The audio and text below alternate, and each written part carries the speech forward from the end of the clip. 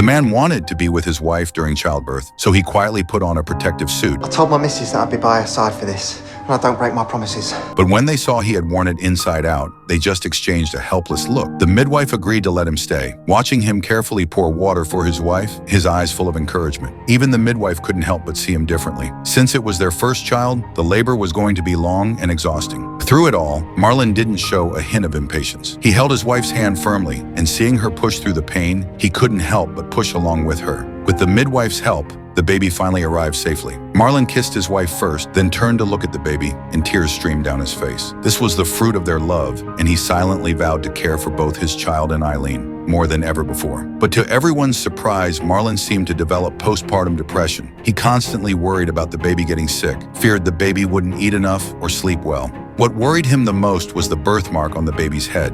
He noticed it seemed to be growing, so he hurriedly picked up the baby and took him to the doctor. The doctor confirmed it was just a hemangioma.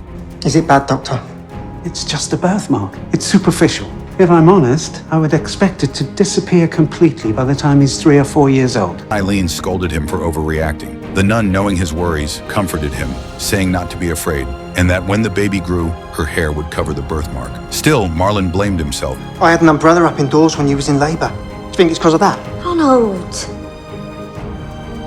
It turned out that Marlon's father had died in the war when he was 5, and his mother remarried. But the stepfather was a drunk and often abused them. From a young age, he learned that he could never be like his stepfather. He would love his wife and child wholeheartedly, just like a real father should.